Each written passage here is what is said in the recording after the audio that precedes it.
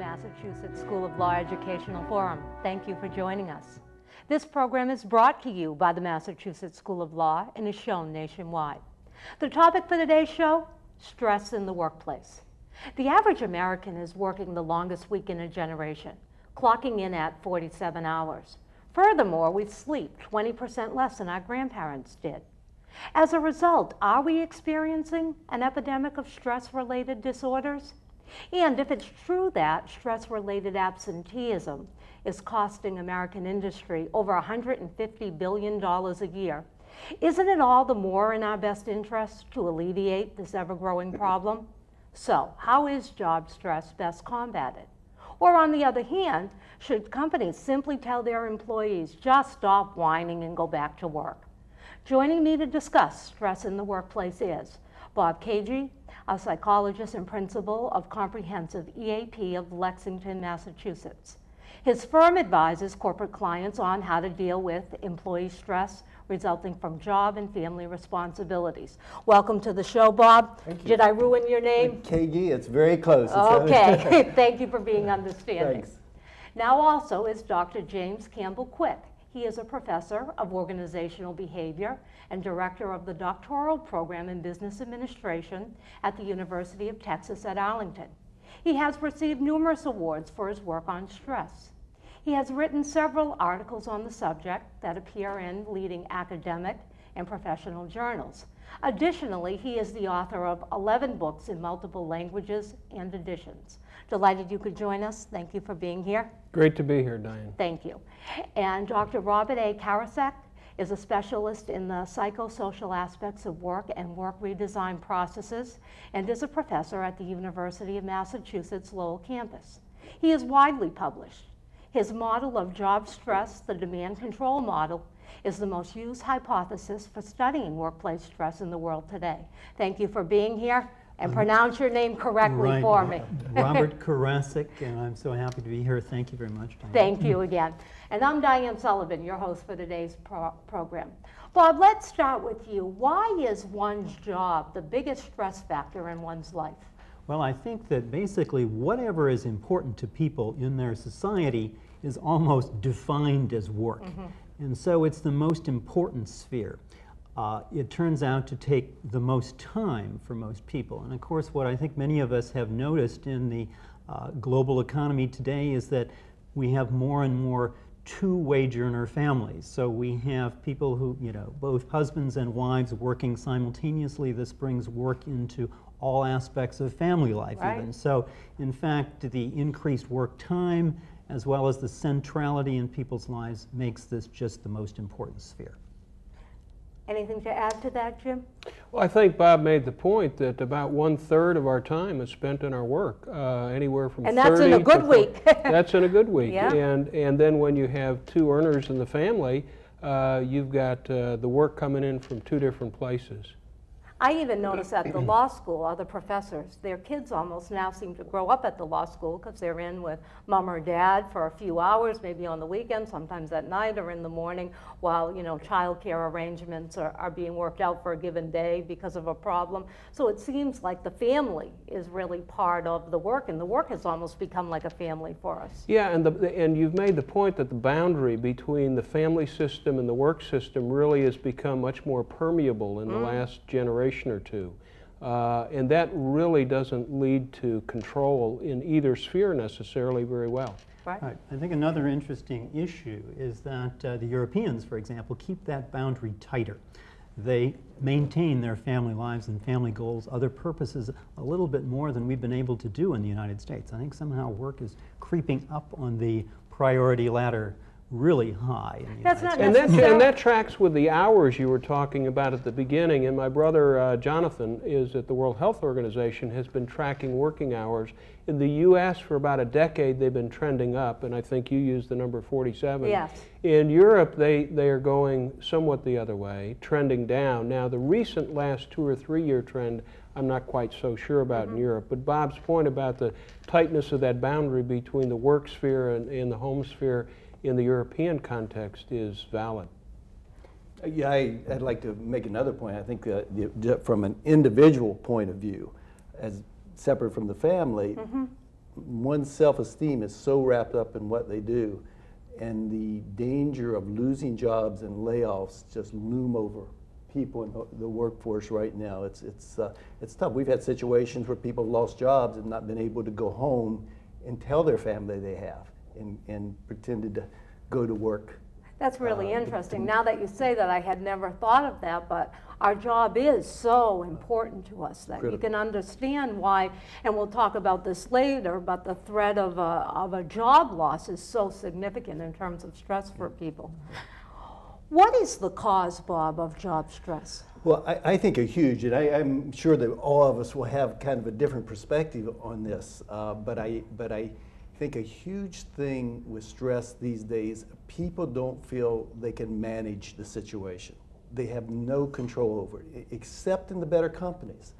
They're told what to do, they are given direction, and it's when you can't influence something, it just feels overwhelming. So are we talking about employees within an organization principally? Yes, yes. I'm talking about the workforce itself or company, and it depends on the culture of the company. Okay. There are very good companies that do this well, and even in the worst situation where they're laying off, they inform, they communicate, they get the employees involved, but not often enough.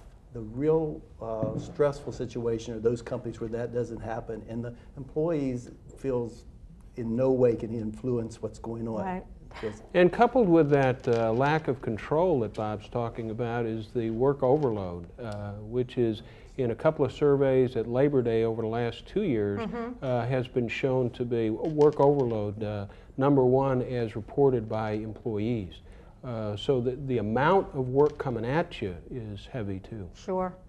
I think one thing that a point I've always tried to make with our demand control model is that it's in the situation when the demands are high and the control is low that the bad stress or the risk of illness occurs.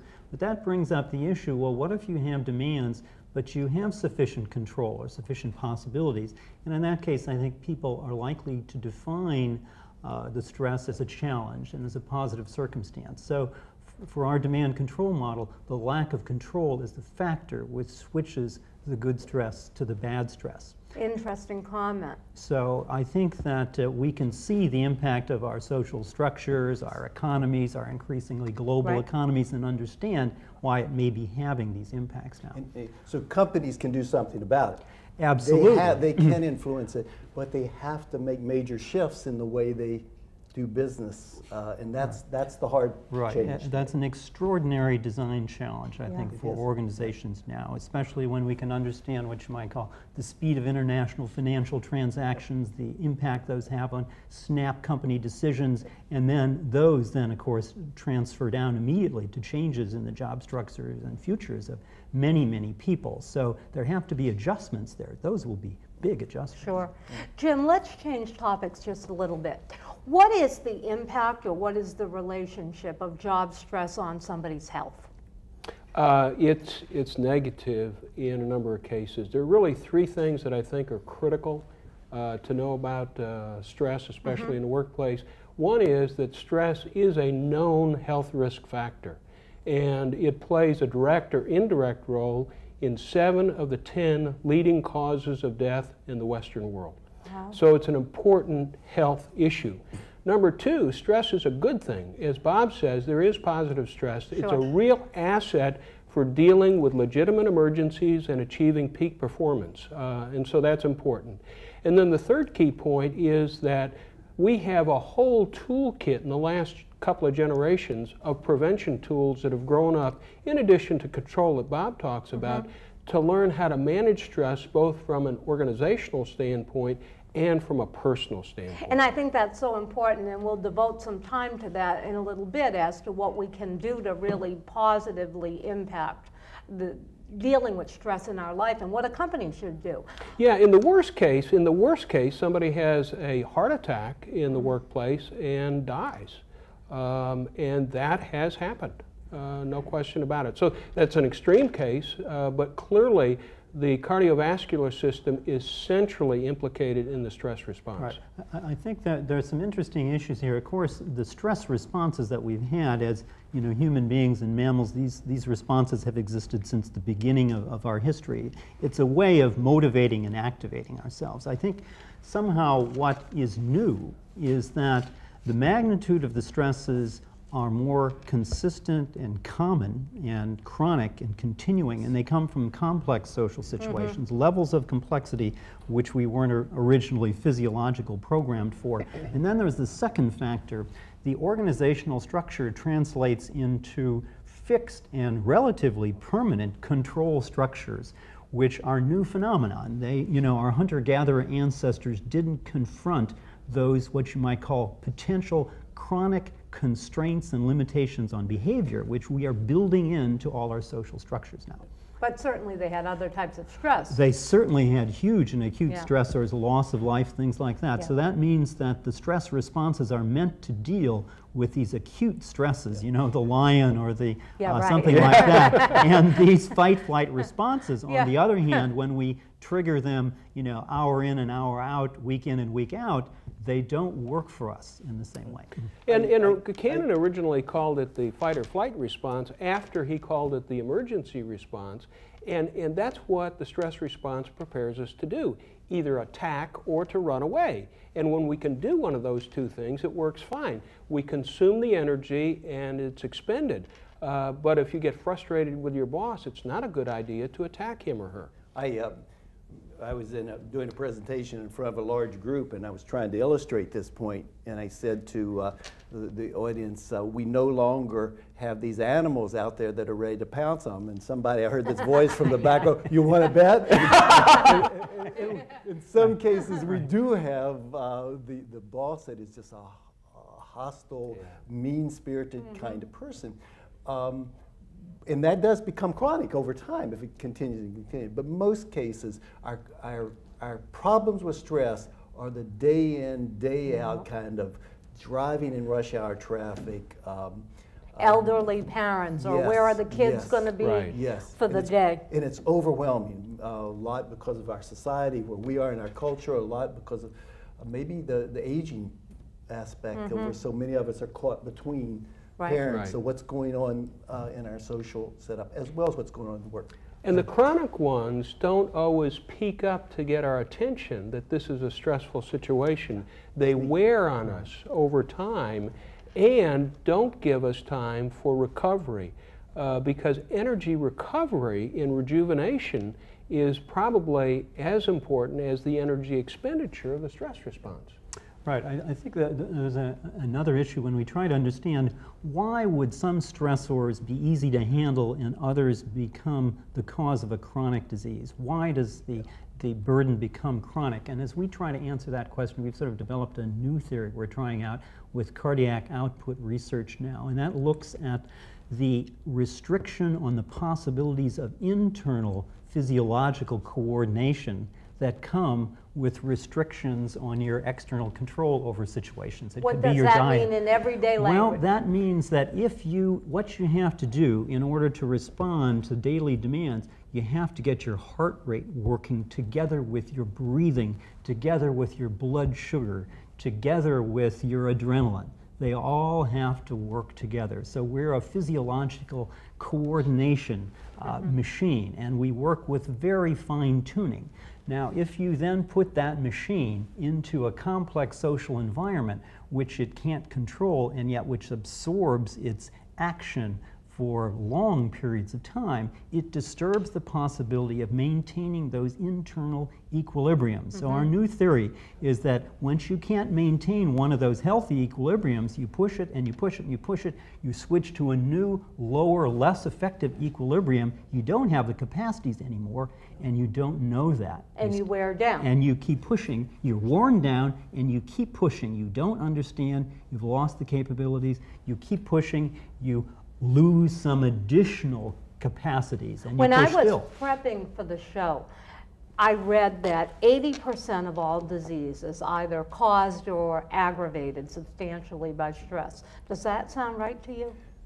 That does sound right to me. I haven't seen the statistic, but again, 7 of the 10 leading causes of death, stress plays either a direct or an indirect role. Like for cancer, no evidence that stress directly causes cancer that I've seen. Woody Allen's comment aside that, I don't get angry, I just grow a tumor. There isn't evidence to support that. But stress does play a role in terms of the acceleration or the recovery process with cancer. So there's both direct and indirect effects. I mean, we can see in our research effects of the job stress situation on reducing what's called the relaxation response, parasympathetic control over the heart rate. So that actually has effect on heart disease, but of course it has effects on other possible physiological outcomes. So, musculoskeletal disorder, mental strain. So the mechanisms now are understood by which many of the chronic diseases have these contributions. I mean, of course, we'd like to say that it's not just work stress that makes that linkage. Right. But on the other hand, if it's the most central structure, it's going to be leading the parade, you might say. If people had no other stress in their life, kids, spousal relationships, elderly parents, they had plenty of money, I suspect that job stress would be insignificant. I've often said individual folks that come to us with stress, I've often said it's easy to deal with one area, the work or the family area, but when they both hit at the same time, it's overwhelming. And I don't really know anybody that manages that so perfectly they don't need some kind of support or help to do it. Do people get warning signs? Yeah, well, they can. I mean, in the worst case, sudden death is the first symptom, and that's not good.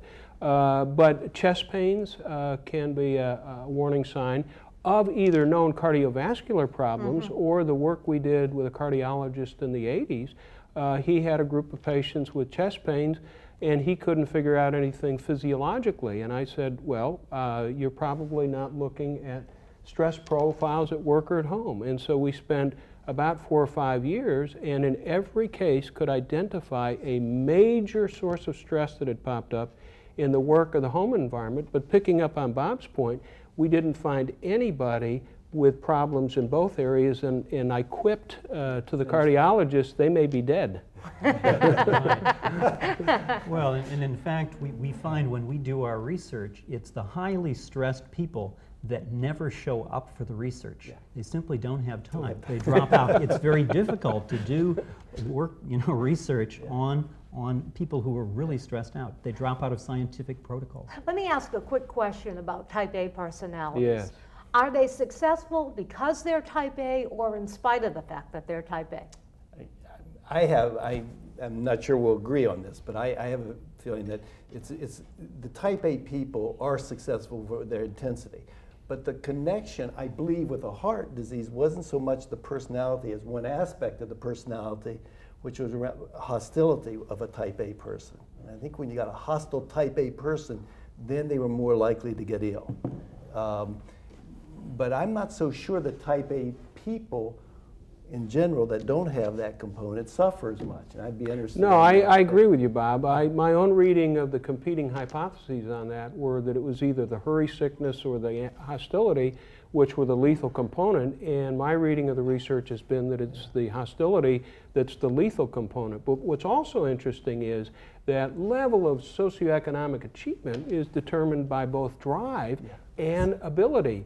And what you'll find often with good type B personalities is that they can be every bit as successful because they get a couple of type A's to do the work to lift them. So that you've got to pay attention both to drive and energy expenditure and to ability and skills in terms of how high somebody rises. But on balance, type A's are a little bit better off socioeconomically. Gentlemen, we need to take a break, so I'm going to ask our viewers to stay tuned. We'll be right back, and we'll talk about what are some of the things we can do to alleviate job stress, so please stay tuned.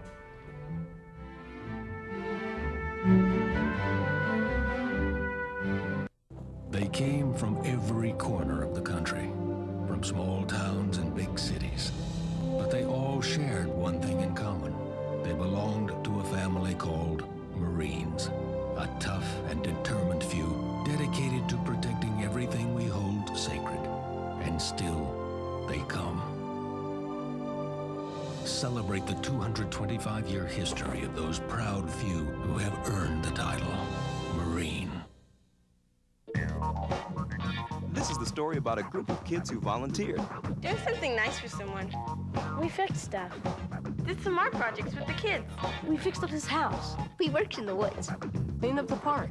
Did something for the planet. We just did it. No other reason. And you know what? It was great. At first, they didn't know each other. Well, that didn't last long. This guy is really funny. Me? These are my new friends. Are you into it? Call 4-H or check out our website at areyouintoit.com. Kids aren't afraid of other kids. Or people with different color skin. That's because kids know there are other things. Worse things. Bigger things to be afraid of.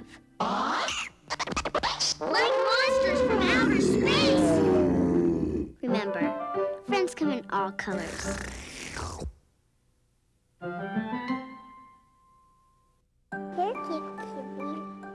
Before you know it, she talks. Before you know it, she walks. Before you know it, she knows you. Before you know it, she has a heart. Before you know you're pregnant, when your baby's no bigger than a grain of rice. Before she's a twinkle in your eye, that's when you need to take folic acid every day. After that, it's too late to prevent some serious birth defects. Folic acid now, before you know it.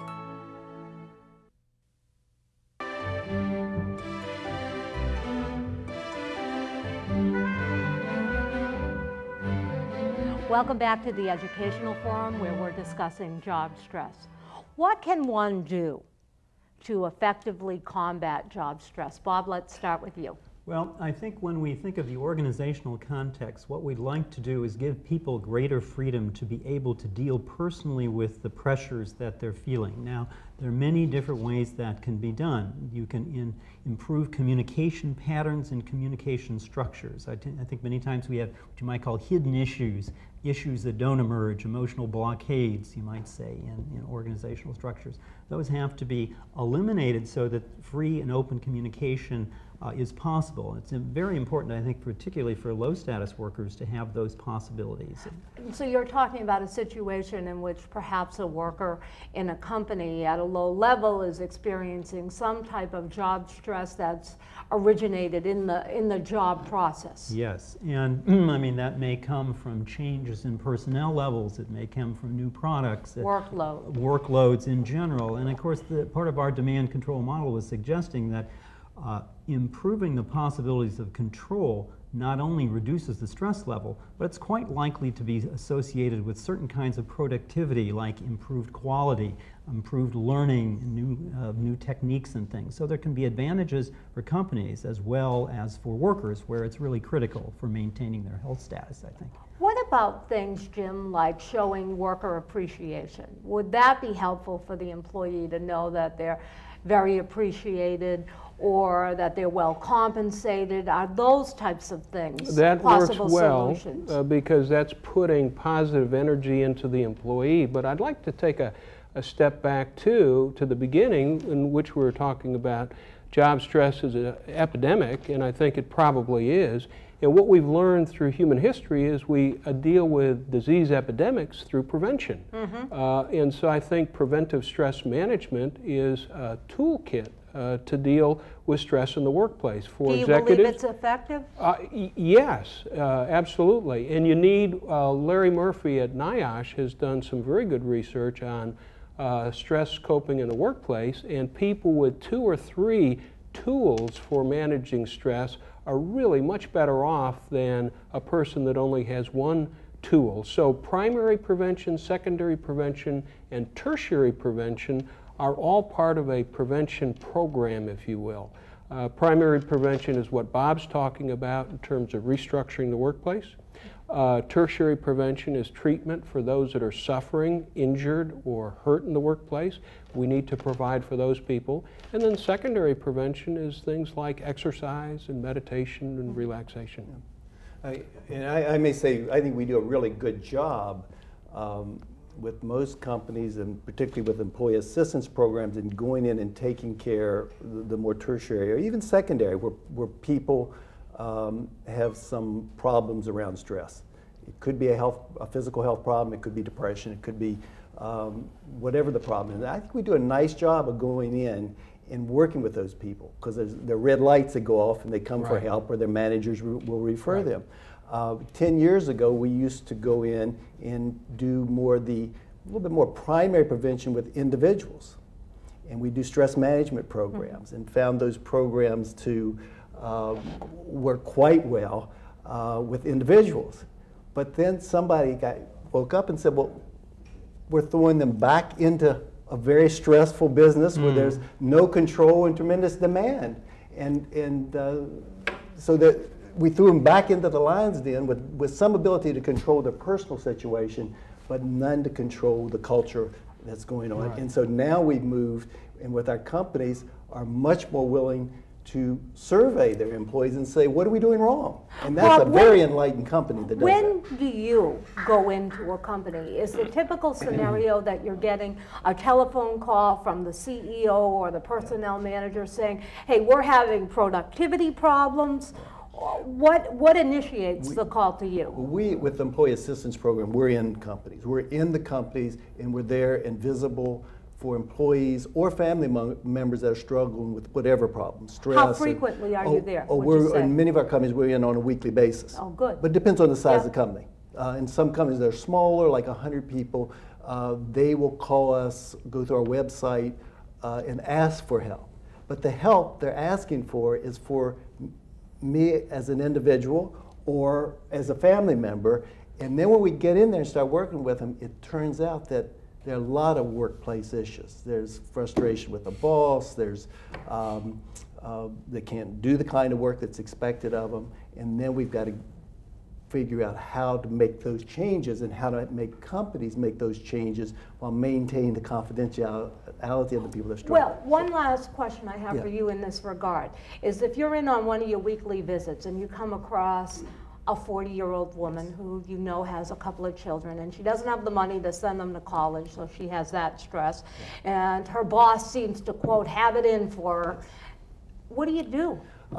It is a difficult intervention, and we will sit with that person and try to sort out and understand what she brings to it. Are her perceptions misperceptions? What if they're accurate? If they're accurate, which they often are, we help her to figure out what are the limits of what can she do, including, is this the job for her? Can she make movements in the company? Does she have to go elsewhere even? With her permission, we try to get her permission to talk directly with the HR, the Human Resources Department, or the boss, her boss, and bring about change that way. If we're getting 10 or 15 of those people coming to us, then we can do more with summary data of the company has a problem. But I'll share you a funny situation that happened to me a number of years ago in a company. I had this, the boss was referred to me and said he's hostile, he's so intense, he's just a terrible manager in these new days of caring, mentoring, coaching kind of managers. He was from the old school, but he was like 32 years old, so he wasn't old school. And I'll never forget, I was sitting talking to him, and I said to him, gee, you remind me of so-and-so, which was a manager who had retired many years ago from the company. You remind me of Pete. And he looked at me and said, he was my mentor. So he learned all this. But the fascinating end of the story, this man did turn it around. He was motivated and with HR support, and he did move into a different position, less management, and was able to change his way of managing people. It's a nice one of the success stories. It doesn't always work that way. Diane, I'd like to bring up another issue at the very largest scale. I think, what to do about it now when we look at what happens in the United States, But we can also, what happens, look what happens in the other industrializing countries, and we find the same problems, these increasing levels of work demands in other countries, and we find this as a sort of an international problem that's getting worse. I think it's a social policy problem. There has to be attention at the social and political level now, because, for example, we're seeing surveys in the United States of, well, one survey of 700 companies saying, well, stress is going up for 70% of the employees they notice, and then there's another survey from England saying the same thing, that, well, 66% of the employees in, you know, some 400 or 500 companies are noticing, but we're not monitoring the costs of that. We monitor the economic outputs, but many of these stress costs are sort of invisible. Of course, we know them well, but the levels of negative emotional symptoms, chronic disease symptoms, beginning disability situations, those are relatively invisible for social policy institutions, and we therefore miss a lot of the costs. So we need to take this up a level, I think. There have to be governmental and international approaches. Jim, to follow up on that, don't a lot of employers believe that this is a necessary evil? If you want to be productive and competitive in today's economy, that in fact you have to be, you know, riding your employees. It's just a necessary evil. Well, I think there is variance on that. And going back to Bob's earlier comment, Liza Collins from the Harvard Business Review years ago speaking at UTA made the point that the Neanderthals are still out there. And there are some bosses that are Neanderthals. Yeah. Now, the difficulty that leaders and bosses have and executives is that because of the change, we're in a second great period of globalization. The first great period being in the late 1800s. And then the world kind of got locked up after World War I for a period of time, and the Cold War locked things down. But after Reagan got the Berlin Wall down, starting in the 90s, we're in a period of globalization. So as Bob says, we've got groups of workers competing against each other all over the world. Right. And that creates a tremendous amount of pressure and tension also for leaders and executives. The thing we haven't looked well at is what are the costs for those executives and leaders who are healthy, like the 32-year-old that turned it around. What's the cost for those people in serving as a therapeutic or a buffering force in managing the pressure and the stress on the people that work for them? And they really can serve as a form of primary prevention for the people that work for them. But there is a cost for them as well. So, I mean, I think we need to set up what you might call new dialogue forums at the social and political level on some of these issues, because they're getting so severe, because otherwise there seems to be just somehow no way out. What global competition, what 7 out of 10 leading causes of disease, these are in a direct conflict, and yet they're both huge factors. Right. We need new forums here. My question is, who will push for that? Will executives of companies push for that? Do they realize how important it is, or are they still competing and going for the bottom line? It's a tough change for them to go to say, we need this from our governments to support us. Exactly. I think that's really where you need a public level and a governmental level, because each company manager by himself or herself is going to say, well, I'm not sure my stockholders are going to go with that, that we're going to make it easier, our costs are going to go up, not down.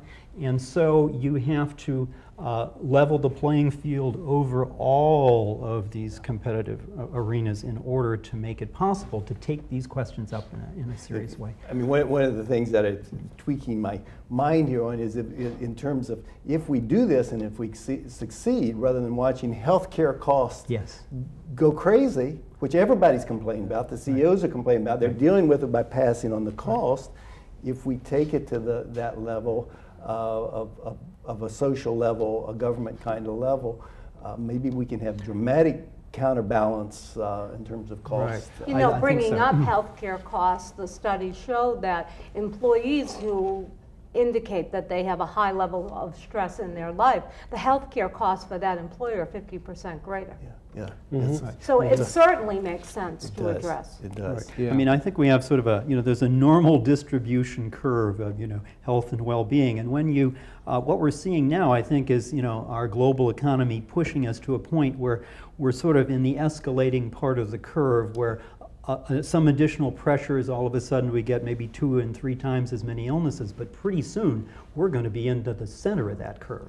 And we're going to see dramatic increases in the level of overall prevalences of these diseases. That would be my prediction if we continue another 5 or 10 years the way we've gone so far. And I think programs have pushed to make changes and more from a prevention, more from a prevention kind of, thus primary prevention around healthcare issues. They see very good return on their dollars, and they see them in probably 4 to 1 return or better, I would guess. So, on absenteeism and healthcare costs. Yeah, but I think that one of the points Bob also was making in support of that was the whole issue of tracking the costs, and we don't do a real good job with that. And so we see things that slip through, suicides, cardiovascular deaths in the workplace, and they're not tracked and they're not monitored well. Right. And one of the examples, I was surprised to see a New York Times article last September saying disability costs are 20-25% of our Social Security Fund outlays. Wow. These are for low back pain, mental strain. Those are the 2 common leading new causes of disability. And these are large numbers of people. Now what's happening is those costs are then being missed. They're not understood as, workplace health costs. Yep. They're understood as an entirely different category. So we don't make the connections then of what to do in a policy way and what to do with either our Social Security or our healthcare political issues. Yeah. Schwarzenegger has put the issue of workers' comp right on the top burner in California, and taking a look at that. Right. What I was surprised most by is the fact that employees seem to say that the greatest stress factor is the lack of control over the decision-making process or the lack of input. Jim, what does an employer do to address that issue? Well, I think there are 2 things to do. I think that if we're going to perform well and have good quality products and services, we have to have high standards, and that should be invariant. And so when we look at how we go about doing our work, holding a high standard is a good thing, and that in Bob's parlance would be a challenge, if you will. But what you shouldn't do is tell the employees how to do it. In other words, hold the outcome invariant and let them figure out how to get to the goal. And that gives you the goal, but it also gives you the control how to get there. When we look at the running analysis, for example, of Frank Shorter as a marathon runner, the technical analysis said there's no way he could ever win a marathon. And yet he won the gold medal. He did it his way. Yeah. So we hold the goal invariant, and then we allow people to figure out how to get there. I mean, I think that's a very good point. And also, I think the issues relating to what you might call the level of trust now that exists in companies between employees and employers. I think there are real problems here. I think the situations have gotten worse substantially over the last decade or 2, and we haven't set what you might say the right role model for companies on how to relate to these trust issues. Because what happens is, in the context of mistrust, it's difficult for us, for example, to come in to do work redesign and have employees believe that it's for real, because there will be a buzzword change of this kind, a buzzword change of that kind, another change, and it's just change. And even though it may be stated as something to help the employees, when they look at what's actually happened, and particularly this happened, of course, in the case of many downsizing, it didn't help them, and then they've lost confidence. And so I think we need to address that trust. And I think it's important to have organizational structures. It can be labor unions or other structures that allow employees to have forums for expressing their legitimate concerns in a way that won't be pushed aside. And that makes it possible then to open up real dialogues, and I think that's part of the real control. Coupled with that, I think we need executives who have a sense of ethical leadership and a spirit of personal integrity, and that whole issue of trust is a very important issue. So one of the things we've put on the table in terms of looking at executive health, not just physical, psychological, or even just spiritual, but also ethical health. Are you who you say who you are? Can you be trusted and depended upon? Absolutely. We need, gentlemen, to take a break again, and we'll be right back. So to our viewing audience, please stay tuned and rejoin us in a moment.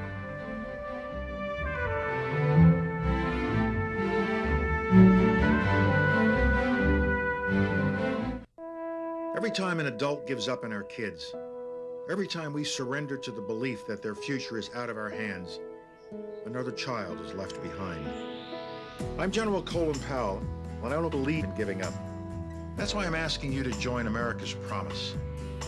Log on to americaspromise.org or give us a call. Whoever you are, wherever you are, you can do something important.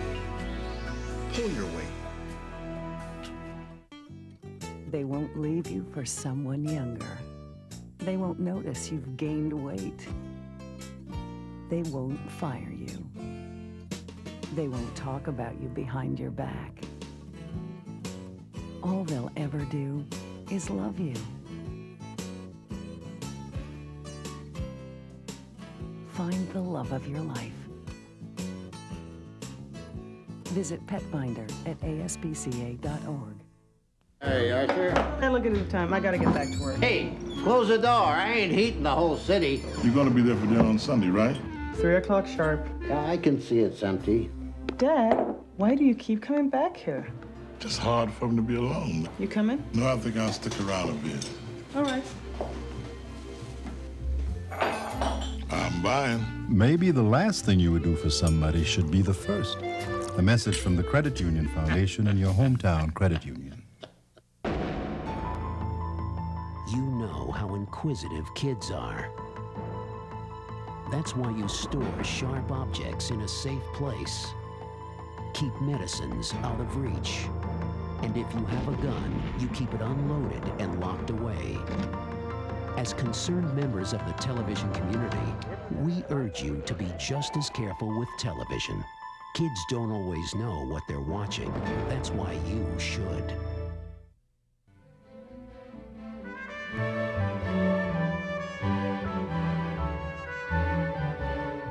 Welcome back to the Educational Forum, where we're discussing job stress.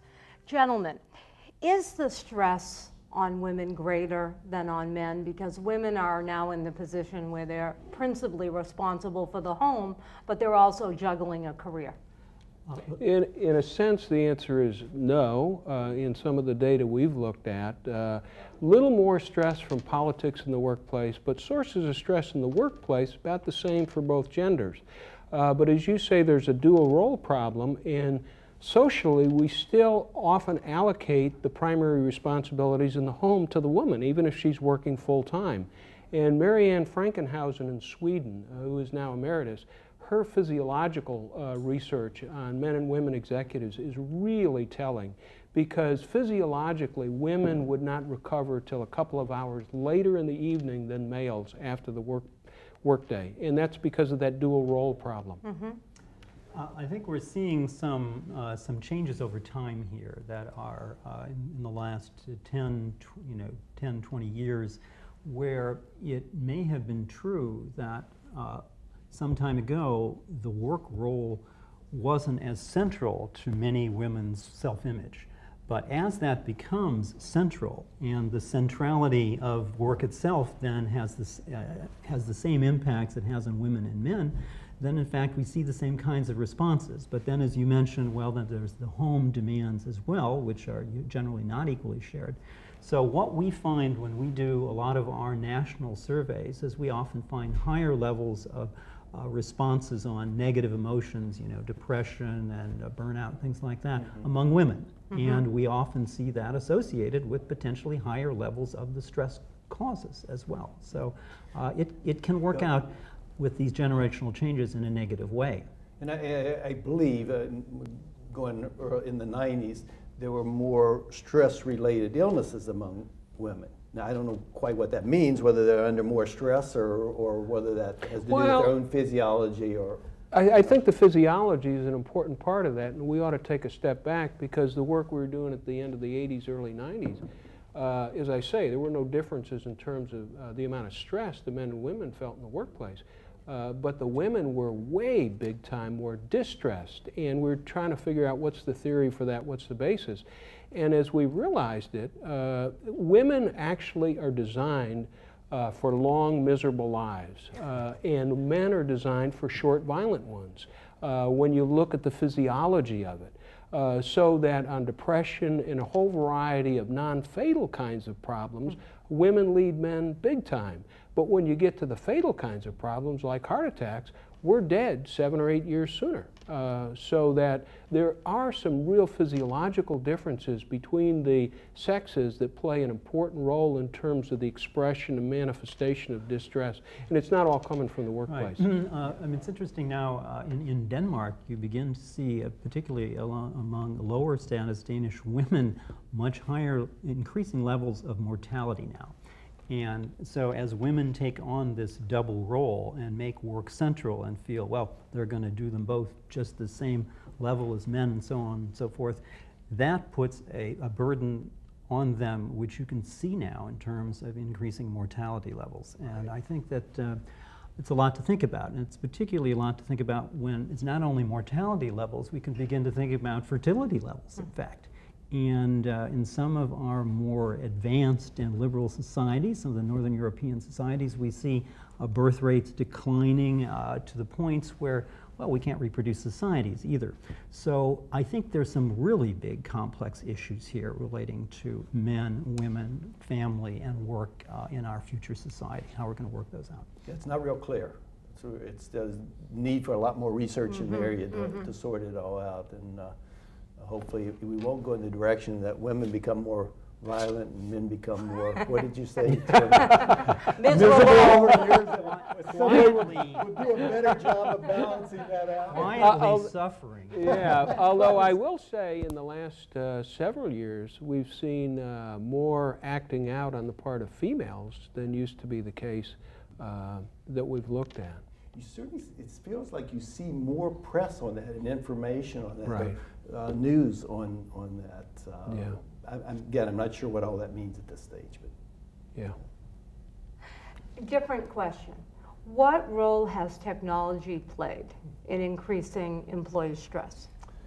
I think it's played a huge role, and we thought technology would make our jobs much easier, and in some ways it has. I don't know how I would do without it in our business website and referrals, and sometimes we even talk to people over the website rather than face to face, and it seems to work with many people. So a lot of our time makes us much more, or the technology makes us much more efficient. But the places where I see us struggling is the demands on us are so much more, and it's 24-hour a day. I carry a beeper, I carry a cell phone, and we can always be reached. And a little anecdote about that with the emails and how wonderful emails are to communicate. Well, we were in a company recently where we surveyed and looked at the stressors in that company and what was happening. And that was a mandated thing from top management down. So there was a heavy support at the management. Say, look at what we're doing wrong. Look at how we're not creating a respectful workplace. And emails just jumped out. Yeah. And the people were using emails to cover their bottoms, to threaten people, which they wouldn't have done face to face.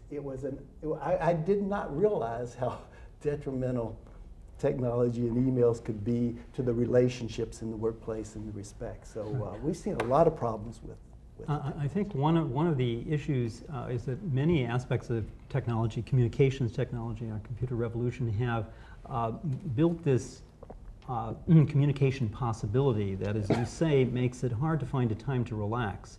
I think the issue is that it used to be true you could set off some time where there was going to be no demand from an important external set of institutions that you had to be able to respond to. You have to set yourself up for levels of wariness and readiness.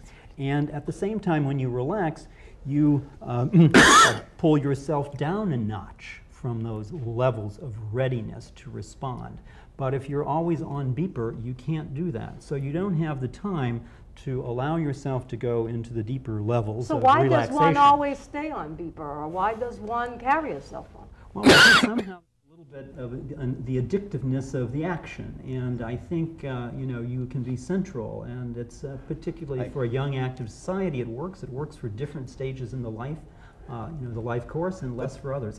I think another aspect is it gets back to the global competition, that to compete these days, people want answers right now. Right. And I don't care whether it's an answer around calling us around an emotional or clinical problem, or another company where it's a technology issue, and I want this problem solved right now. We had a problem with software, and I got very frustrated yesterday because they didn't get that software, ship it to me, it's supposed to be there in a day, it didn't come, why didn't it? And you know, and I thought, you know, where am I going with this? I mean, it was nuts. One of the interesting flip sides is some of the executives in the Silicon Valley, which is the heart of a lot of our technology in the country, they're stripping the technology out of their homes and living with candles, and understanding that they do need a recovery time, that there needs to be a time off. But technology has done that. I think the other thing technology has done is it's demanded that we learn new skills. So as technology weaves its way into our lives, we have to learn how to cope with it. And that puts stress on people, and they can grow and learn. I mean, if they're predisposed that way. My father learned to use a computer in his late 70s, early 80s. First thing he did with it was just type a love note to my mother. Right. But that's a learning orientation that demands we change. Right, and I think that there are the issues of what are the goals of the technology and how is it going to be used. I mean, you can think of the internet as a great democratic communication facilitator, or it can be the launching platform for an endless number of advertisements and things like that. And when that second set of goals takes over, sometimes that's linked to our global economy, then in fact the nature of the effect of the technology changes. So again, it comes back to who's in control of it. If we can use it as a tool to extend ourselves, well, then it can have some kind of effect. But on the other hand, if it's used by large-scale institutional structures which wind up having their impact on us, well, it's a powerful set of tools that can undermine our well-being. Different question, fatigue. What role does fatigue play in the problems with stress? My feelings are it's a symptom from stress. I don't know whether, I think it occurs from stress. And I think it's partly related to your point at the beginning of the show, that we're sleeping 20% less than our grandparents. And working more. And working more. Taking and work sleep home. deprivation is a real serious health risk. Accidents. Military forces don't like their troops to have weapons if they've been awake for longer than 30 hours at a time. With good decision. Good decision, with good understanding in that. Because fatigue really can become a problem. So we need that recovery time. And when we've chipped away at it with cutting down sleep, it's a serious problem. I think there's a Dutch researcher, Theo Myman, who calls fatigue and exhaustion the stop emotion. It's a signal. It's a signal for you that you've used up your capacities. You need to pull back from those demands. But in fact, instead, what we often think of it as is some condition to be medicated, or we'll take an extra cola, an extra coffee, or some sort of jolt of adrenaline booster. And so we can get past the fatigue. But it's not meant to work that way for us. We need to use it as a signal. We have to be allowed to use it as a signal. It's funny, I always know if I'm under too much stress or have had too little sleep, because in the same day I'll spill my water on my desk like 3 times. And it's a given. I get clumsy when I'm tired. And that's kind of a humorous illustration, but it gets much more serious in the workplace if you're operating a vehicle and you make a mistake with a vehicle and kill somebody. And that has happened more than once in industrial workplaces. I think that what happens in part is we have a certain amount of internal control capacity, and if we have to use that all to meet external demands, we kind of lose our capacity to keep ourselves and our actions under control. Then we bump into things, as you say. We lose that capacity. Then it has to be restored in a time period which is significant and long before we're ready to control our lives again. What role does humor play in the workplace? It seems to me if it's a lighthearted day, that work is more productive. Am I right about that? Oh, it's very hard to laugh and be stressed out. You know? It's like a lot of other very valuable techniques in stress management, and you know, the relaxation response and meditation and physical exercise. Many, but laughter is a terrific one. And we've always, my wife and I have always said, if we really get ill, we want to rerun those old I Love Lucy shows and just run them one right after the other. I think it does help. Yeah, it's a natural defense. George Vaillant's work back in the 70s, the Grant study, his 35-year follow-up in 77, showed a number of mature mechanisms for the cohort that did really well in his study. And humor was one of those things. And it's not just jokes, that's one expression of humor, as long as the jokes aren't used to harm somebody.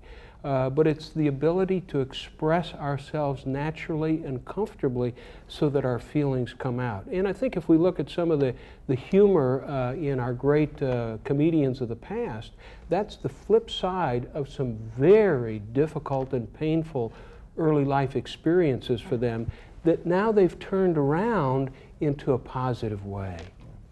Right. Bob, we're running out of time, so any final advice for the audience, employers or employees? Well, I think that from my point of view, it's time to make this a social level issue, to bring it up to the public health level, the health care financing level, to bring it up to the general level of company behavior and international comparisons of well-being and growth. We need to move these things up to the higher level now in order to really resolve them.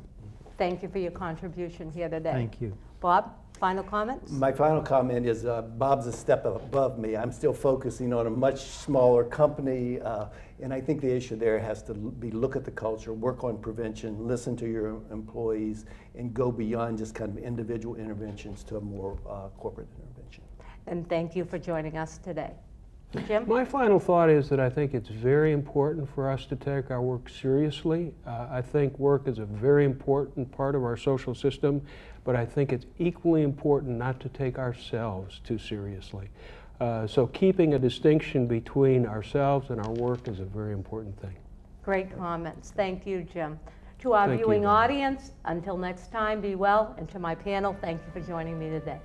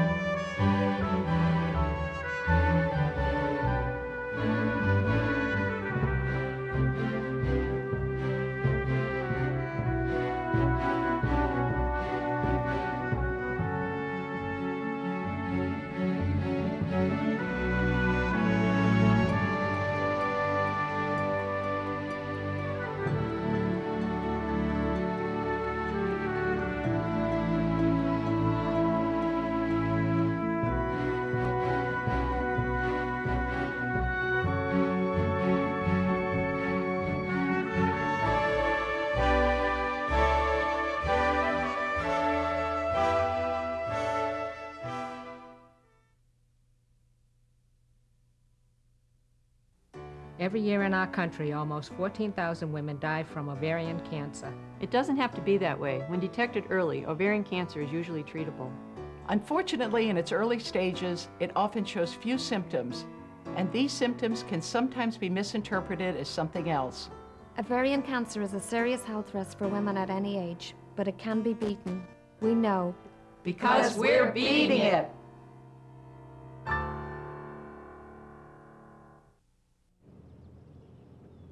This is Model T20. He has cancer. This is Curious 901. She has cancer too. This is Malcolm W. His wife has cancer.